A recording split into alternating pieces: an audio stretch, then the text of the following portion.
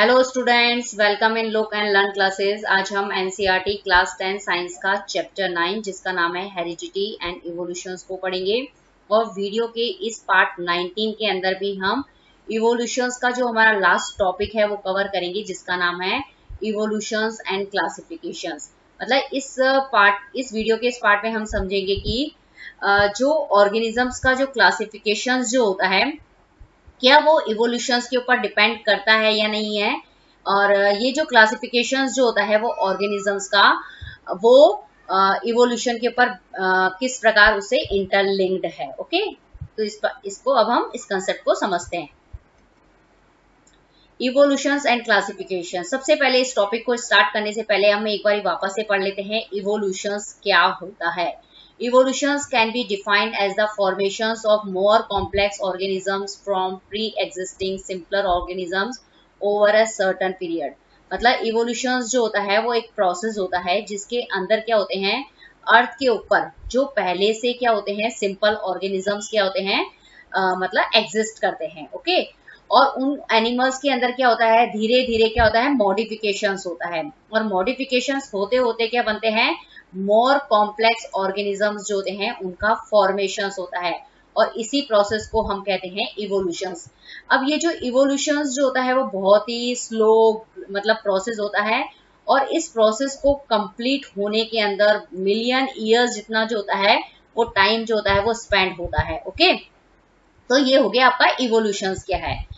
अब समझते हैं classifications. Organisms are classified into various groups on the basis of similarities and dissimilarities they share amongst each other. मतलब जो organisms का जो क्लासिफिकेशंस जो होगा वो किसके ऊपर डिपेंड करता है, उन ऑर्गेनिजम्स के बीच के अंदर क्या सिमिलरिटी है और क्या डिसिमिलरिटी है। मतलब उनके अंदर क्या चीज जो है वो एक जैसी है और उनके अंदर कौन सी ऐसी चीजें हैं जो एक दूसरे से मैच नहीं करती है।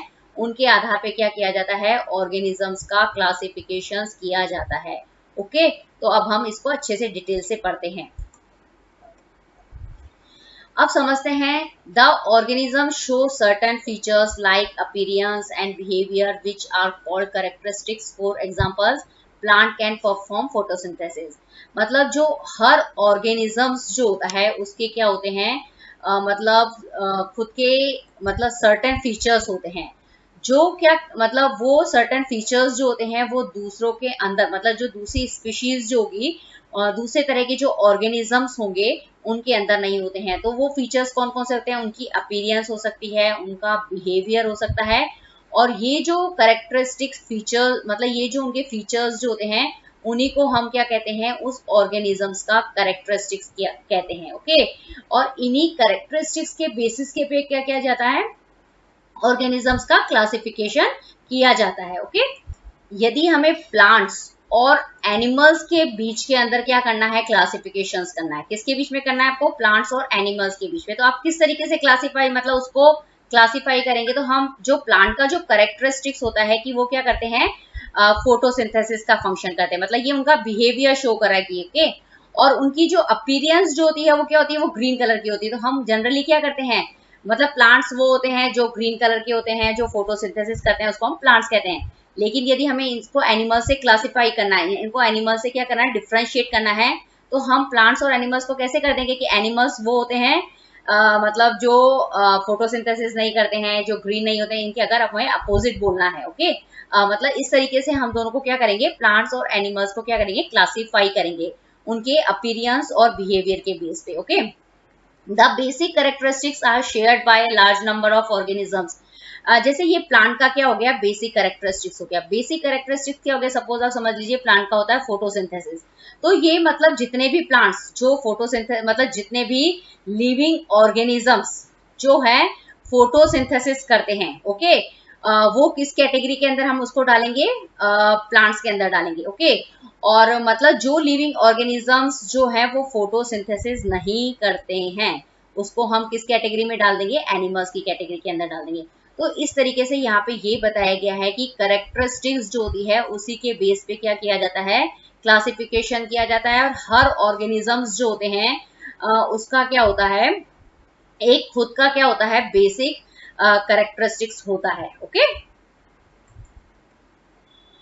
मोर characteristics which two species have in common more closely are related, मतलब जो दो स्पीशीज जो है, सपोज यदि उसके करेक्टरिस्टिक्स के अंदर क्या है, मतलब एक दूसरे से, मतलब उनके जो करेक्टरिस्टिक्स जो है वो क्या है, कॉमन है। ओके, यदि सपोज दो प्लांट ले लिया आपने, दो प्लांट की मतलब, ठीक है, तो यदि वो एक ही फंक्शंस को परफॉर्म करें, मतलब उनके अंदर कुछ भी हो सकता है, उनकी स्ट्रक्चर सेम हो सकती है, उनके फंक्शन सेम हो सकते हैं, तो वो एक दूसरे के क्या होंगे, बहुत ही ज्यादा क्लोजली रिलेटेड होंगे। Okay, if they are more closely related then they have common ancestor, यदि वो दोनों स्पीशीज क्या है, एक दूसरे के क्या है, क्लोजली रिलेटेड हैं।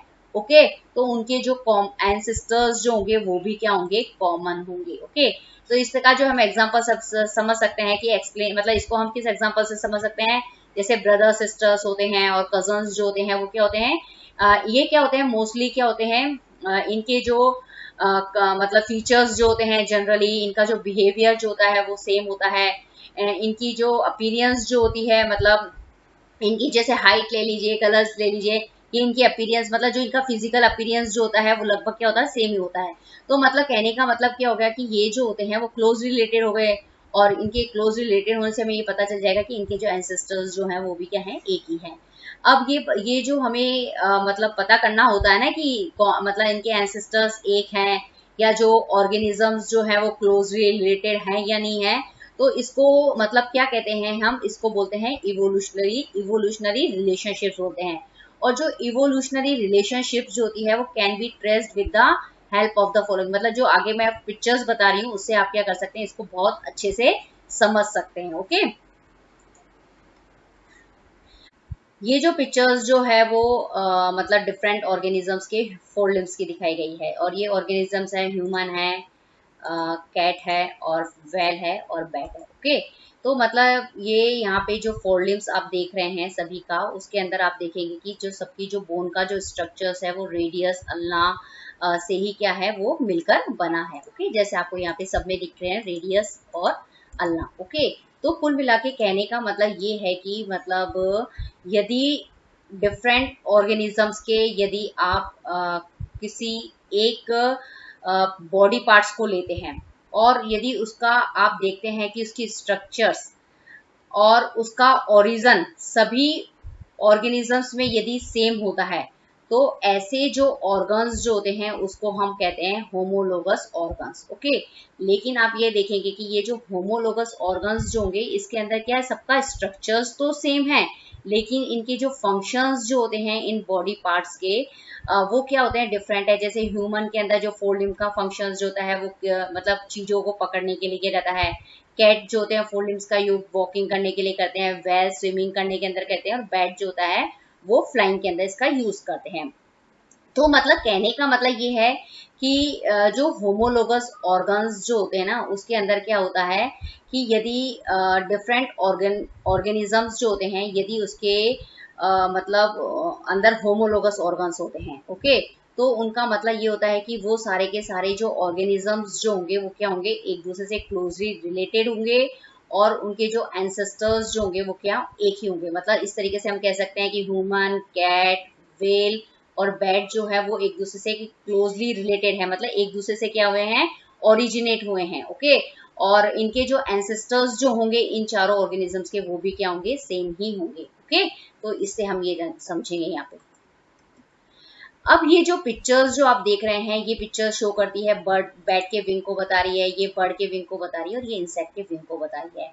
तो मतलब हमने यहाँ पे देख रहे हैं कि जो ये बैट है, ओके, और ये जो मतलब बर्ड है, इसकी जो मतलब मतलब इनके जो विंग की जो स्ट्रक्चर्स है, और इनके जो विंग का जो ओरिजिन जिस तरीके से हुआ है वो क्या है, सेम है। तो मतलब ये दोनों मतलब दोनों के जो बर्ड हैं वो किसको शो करेंगे, होमोलोगस ऑर्गन्स को शो करेंगे। ओके, इसी तरीके से जब आप इंसेक्ट के विंग का कंपैरिजन बर्ड के साथ में करते हैं या फिर बैट के साथ में करते हैं, तो जो इंसेक्ट के जो विंग्स जो होते हैं वो उसकी जो उसका जो ओरिजिन हुआ है, और उसका जो विंग का स्ट्रक्चर जो होता है वो बर्ड और बैट जो है वो दोनों से क्या है, डिफरेंट है। ओके, तो इस तरीके से कहने का मतलब क्या है कि यहाँ पे बैट और ये जो बर्ड है, ये जो बैट और बर्ड जो है वो क्या है, मतलब क्लोजली रिलेटेड हैं।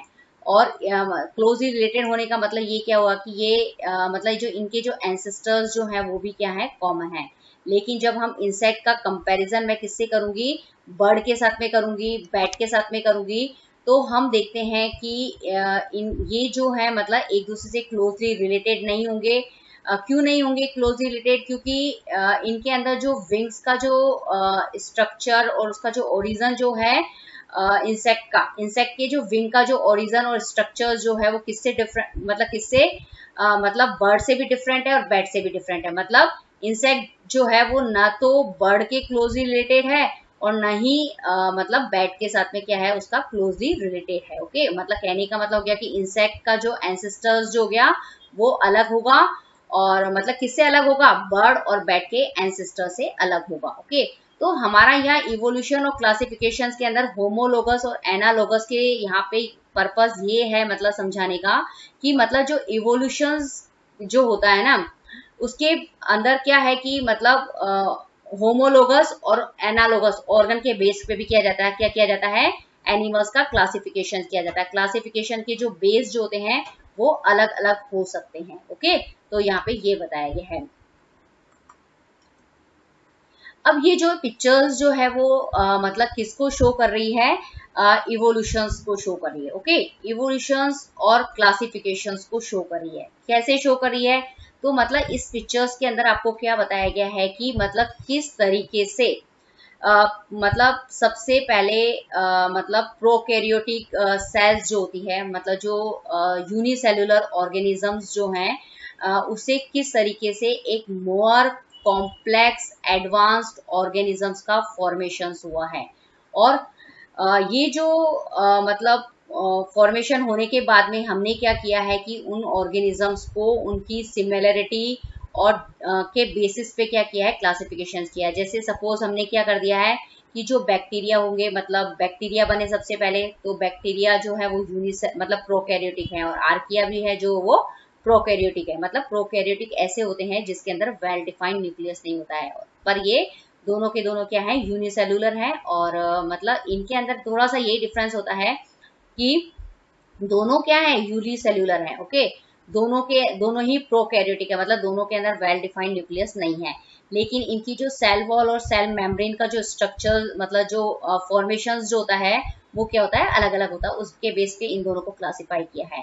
फिर हम इससे थोड़ा सा आगे बढ़ेंगे तो हम देखेंगे कि ये जो यहाँ पे ये जो सबसे पहले ये मॉलिक्यूल्स थे ना, ये मॉलिक्यूल से क्या बने थे, ये प्रोकैरियोट्स बने थे। फिर प्रोकैरियोट्स से क्या बने, फंगाई और प्रोटिस्ट। फंगाई और प्रोटिस्ट क्या होते हैं, यूकैरियोट्स होते हैं। यूकैरियोट्स का मतलब हो गया जिसके अंदर वेल डिफाइंड न्यूक्लियस डेवलप होता है। ओके, फिर इससे धीरे धीरे क्या हुए कि मतलब ये जो मॉलिक्यूल्स जो थे ना अर्थ के ऊपर, इससे फिर क्या बने, प्लांट्स जो है वो एक अलग कैटेगरी में हो गए, और फिर एनिमल्स हो गए। मतलब प्लांट और एनिमल को हमने किस तरीके से क्लासिफाई किया, फोटोसिंथेसिस के बेस के ऊपर। तो जो प्लांट्स जो है वो फोटोसिंथेसिस करते हैं, इसलिए इनकी जो कैटेगरी हो गई वो पूरी की पूरी जो है वो अलग हो गई। ओके, और ये ग्रीन कलर के होते हैं। लेकिन जो एनिमल्स जो होते हैं वो फोटोसिंथेसिस नहीं करते हैं।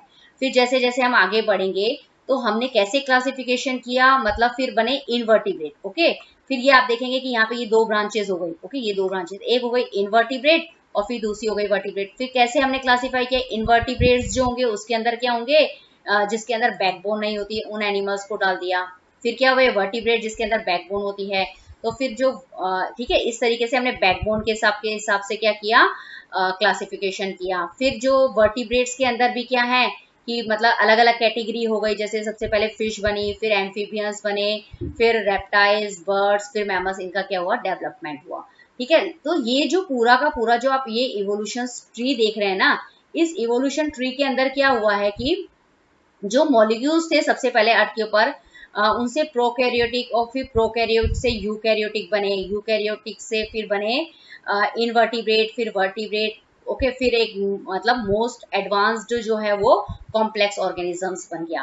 तो यदि ये इवोल्यूशंस नहीं होता, ओके, इस ट्री से समझने का ये मतलब है कि यहाँ पे ये बताया गया है कि यदि इवोल्यूशंस नहीं होता तो क्या होते, अलग अलग तरह के ऑर्गेनिजम्स नहीं बनते। और अगर अगर अलग अलग तरह के ऑर्गेनिजम्स यहाँ पे फॉर्म नहीं होते तो मतलब वो क्लासिफिकेशन भी हमें कोई करने की जरूरत नहीं थी। ओके, तो अलग अलग तरह के ऑर्गेनिजम्स बने और फिर हमने क्या किया, उन ऑर्गेनिजम्स को उनकी सिमिलरिटी और डिसिमिलरिटी के बेस के ऊपर क्या किया, उनको क्लासिफाई किया। ओके, तो जैसे कैसे बता सकते, मतलब कैसे किया हमने क्लासिफाई, जैसे प्लांट्स जो होते हैं ग्रीन, मतलब जो लिविंग ऑर्गेनिजम्स ग्रीन और फोटोसिंथेसिस करेंगे उनको प्लांट में डाल देंगे, जो ऑर्गेनिज्म में बैकबोन नहीं होगी उसको इनवर्टिब्रेट में डाल देंगे, जिसमें बैकबोन होगी उसको वर्टिब्रेट में डाल देंगे। तो इस तरीके से हमने क्या किया, मतलब ऑर्गेनिजम्स का इवोल्यूशंस के बेस के ऊपर उनका क्लासिफिकेशन करते गए, ताकि हमें उनकी जो स्टडी करने के लिए, हर ऑर्गेनिजम्स की हम अच्छे मतलब स्टडी नहीं कर सकते हैं, लेकिन यदि हम उनको क्लासिफाई कर दें तो उनके बेस पे मतलब ऑर्गेनिजम्स की स्टडी करना क्या हो जाता है, इजी हो जाता है। इसीलिए क्लासिफिकेशंस करना जो है वो मस्ट कंपलसरी है। अब हम देखते हैं कि both evolutions and classifications are interlinked. ये आपके एक एग्जाम के अंदर ये क्वेश्चन जरूर पूछा जाता है कि जो इवोल्यूशंस और क्लासिफिकेशंस जो है वो इंटरलिंक्ड है या नहीं, प्रूफ करिए। Okay, why. तो मैंने आपको ये अभी इवोल्यूशन ट्री से आपको समझाया भी था कि किस तरीके से जो क्लासिफिकेशंस और इवोल्यूशंस जो है वो इंटरलिंक्ड है, लेकिन अब इसको हम थ्योरी के बेस पे देख लेते हैं। Classifications of species is reflection of their evolutionary relationships. यदि हम किसी भी स्पीशीज का क्या कर देते हैं, क्लासिफिकेशंस कर देते हैं, तो हम क्या कर सकते हैं, उनके बीच में इवोल्यूशनरी रिलेशनशिप्स जो है वो एस्टेब्लिश कर सकते हैं। ओके, कैसे, यदि हमने मतलब उनके बीच में इवोल्यूशनरी रिलेशनशिप एस्टेब्लिश कर दी, तो हमने ये क्या प्रूफ कर दिया कि वो क्या है, एक दूसरे से क्या है, क्लोजली रिलेटेड हैं। और क्लोजली रिलेटेड है तो वो मतलब क्या है, एक मतलब उनके जो एंसेस्टर्स जो हैं वो मतलब एक होंगे। ओके, तो फिर हम क्या कर सकते हैं, उसको क्या है, एक ही स्पीशीज के अंदर क्या कर सकते हैं, उन सारे और मतलब जो एनिमल्स जो हैं उनको रख सकते हैं। The more characteristics two species have in common the more closely they are related. ये मैंने बात समझाई कि यदि किसी भी दो स्पीशीज के अंदर यदि करेक्टर्स, उनके करेक्टर्स जो हैं यदि सेम है, उनकी करेक्टरिस्टिक्स सेम है, तो वो क्या है, एक दूसरे के क्लोजली रिलेटेड हैं।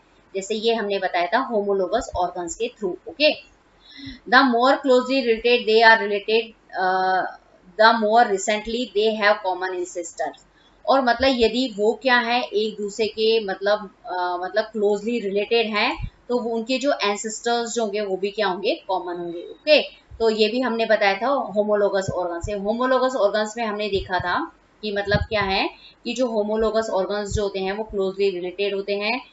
मतलब जो होमोलोगस ऑर्गन्स जो होते हैं उससे हम ये प्रूफ कर सकते हैं कि जो ऑर्गेनिजम्स जो होंगे जिनके अंदर भी होमोलोगस ऑर्गन्स होंगे वो एक दूसरे के क्लोजली रिलेटेड होगा, उनके एंसेस्टर्स जो होंगे वो एक होंगे, मतलब okay. Similarities among organisms allow us to group them together and to study their characteristics। और मतलब ये जो organisms के बीच में जब similarities सेम होती है तो उनके हम क्या कर सकते हैं, उनको क्या कर सकते हैं, एक ही ग्रुप के अंदर क्या कर सकते हैं, डाल सकते हैं, उनको एक ही ग्रुप के अंदर क्या कर सकते हैं, इंक्लूडेट कर सकते हैं। जिससे हमें क्या होगा कि यदि हमने उनको एक ही ग्रुप के अंदर इंक्लूडेट कर दिया उन ऑर्गेनिजम्स को जिनकी क्या है, सिमिलरिटी क्या है, सेम है, तो फिर उससे हमें ये होगा कि उन ऑर्गेनिजम्स की जो करेक्टर की स्टडी करने के अंदर क्या हो जाएगा, हमें काफ़ी हेल्प मिलेगी। हमें अलग अलग ऑर्गेनिजम्स को मतलब उनकी स्टडी करने की ज़रूरत नहीं है। सिर्फ हमें क्या है, वो जो जिस ग्रुप के अंदर हमें क्लासीफाई किया है, सिर्फ हम उस ग्रुप की क्या कर लेंगे, उस समय स्टडी कर लेंगे।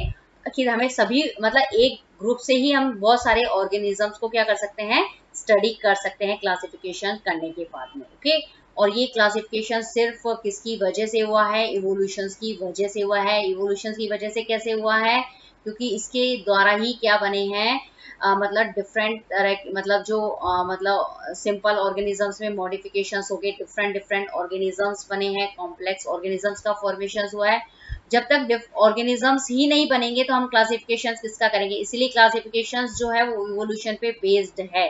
ओके, ये बहुत ही इंपॉर्टेंट टॉपिक है सबके लिए, मतलब एक तो सीबीएसई के लिए है, एनटीएससी के लिए है, ओलंपियड्स के लिए है, इसीलिए हम इसको इतना डिटेल में करवा रहे हैं आपको। ओके, अब ये बताया था कि the principle of classification help us trace the evolutionary relationship of the species around us. जो मतलब ये जो क्लासिफिकेशन का जो प्रिंसिपल है, क्लासिफिकेशन क्यों किया जाता है, जिससे हम क्या कर सकते हैं, जो हमारे चारों तरफ जितने भी स्पीशीज हैं उसके अंदर हम क्या कर सकें, इवोल्यूशनरी रिलेशनशिप क्या कर सकें, एस्टेब्लिश कर सकें। ओके, उनके एंसेस्टर्स का पता कर सकें कि उनके एंसेस्टर्स एक हैं या नहीं। In 1859, Charles Darwin first described this concept of evolution in his book The Origin of Species। सबसे पहले 1859 के अंदर चार्ल्स डार्विन, जिसको हम क्या कहते हैं, फादर ऑफ इवोल्यूशन भी कहते हैं, उन्होंने क्या किया था, बुक लिखी थी ओरिजिन ऑफ स्पीशीज। उस बुक के अंदर उन्होंने क्या किया था, इवोल्यूशन के जो कंसेप्ट जो है उसके अंदर इसको सबसे पहले डिस्क्राइब किया था, मतलब इवोल्यूशन और क्लासिफिकेशन को हमें समझाया था।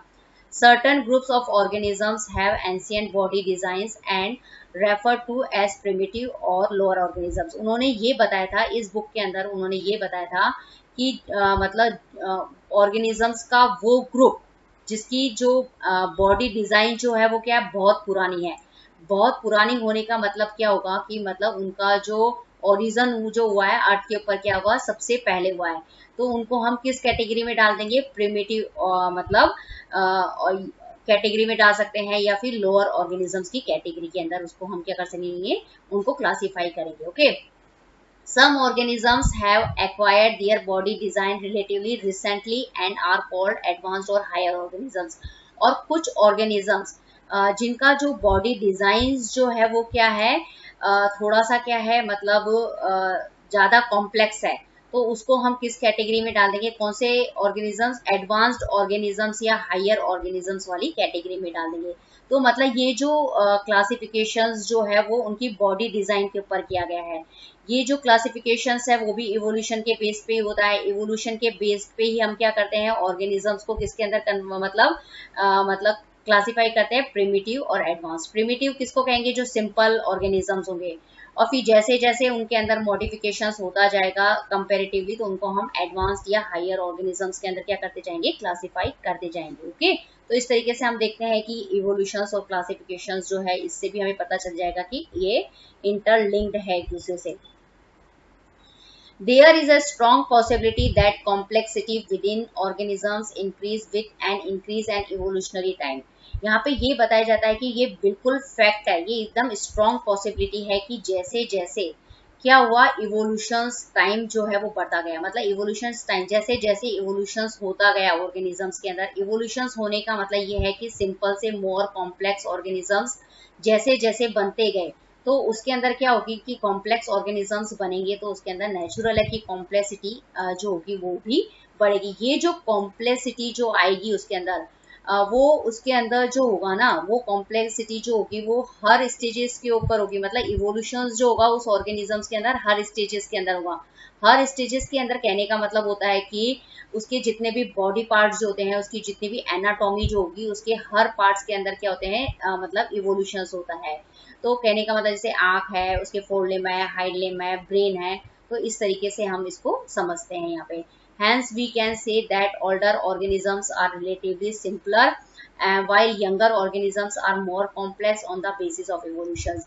मतलब evolutions के हिसाब से, evolution के बेस के ऊपर ही हम क्या करते हैं, क्लासिफिकेशंस करते हैं, और उससे हम ये एकदम कंफर्म कहते हैं कि जो भी अर्थ के ऊपर सबसे पहले आए होंगे, सबसे पहले जो ओल्डर ऑर्गेनिजम्स होंगे वो एकदम सिंपल होंगे। सिंपल का मतलब यूनिसेलुलर ऑर्गेनिजम्स होंगे, प्रोकैरियोट्स होंगे, और फिर धीरे धीरे उनके बाद में क्या होगा, इन ऑर्गेनिजम्स के अंदर क्या होगा, मॉडिफिकेशंस हुआ होगा, उससे क्या बने होंगे, मतलब कॉम्प्लेक्स ऑर्गेनिजम्स बनेंगे, और इनको हम बोलेंगे यंगर ऑर्गेनिजम्स। यंगर ऑर्गेनिजम्स का मतलब ये अभी अभी क्या हुए हैं, रिसेंट जो हैं वो बने हैं कंपैरेटिवली इनके।